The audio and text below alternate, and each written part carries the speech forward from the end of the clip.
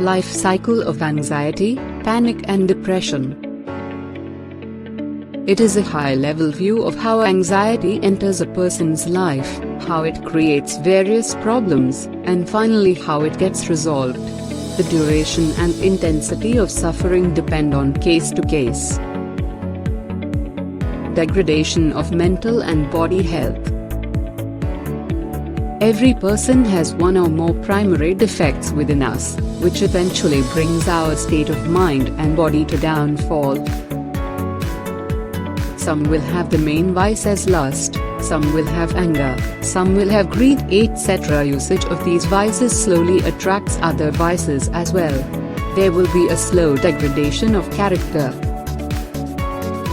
These vices slowly break us mentally and physically and put us into a state of anxiety and panic. Vices like anger, lust, greed, ego, jealousy plays part in degradation. The person shows an attitude of carelessness, egoism, laziness, workaholic behavior. The way we are brought up from childhood, genes we have inherited, people we came across plays a part in causing anxiety. Even thought we might have anxiety genes inherited from our parents, if our upbringing is good, we remain safe from anxiety. Personality of each person is different. Some are very aggressive and reactive, and some are very patient and calm. It is these aggressive or reactive type personalities that get into anxiety problems more quickly. The more controlling power the person has over his mind, the more he is safe from developing anxiety.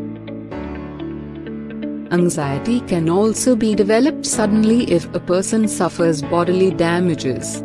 For example, an accident can damage the head and can trigger anxiety in a person's life, or in some cases hormonal imbalances can trigger anxiety. When a person is unable to accommodate or heal the stress induced by body distress, he would slowly run into anxiety state.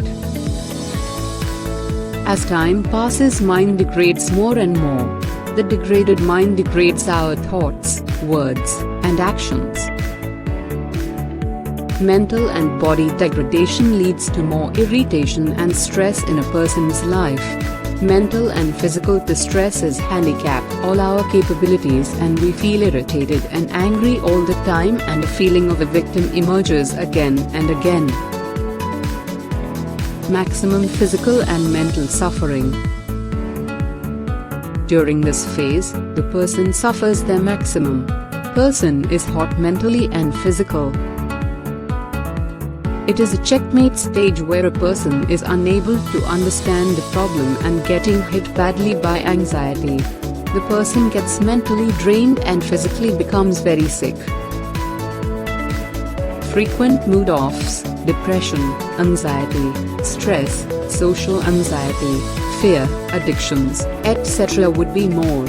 All areas of life, financial, social, mental health, body health, etc. begin to suffer.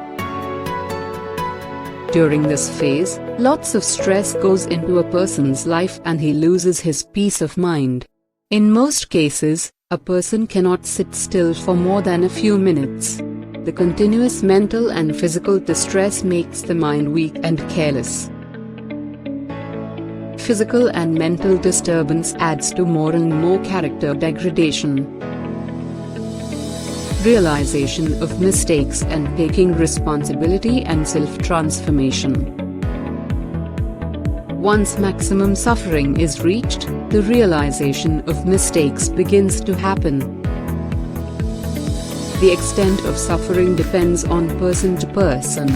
During this phase, we become the detached observer of our life and come to know lots of loopholes in our character and try to recover from those mistakes.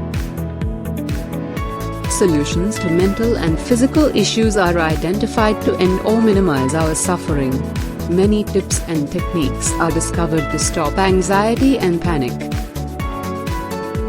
Many virtues are imbibed automatically as a result of suffering. There will be a self-transformation with a strong character. For a few, The recovery process makes an entire shift in the way they see life. They tend to think in terms of spirituality. They may indulge in the service of humanity.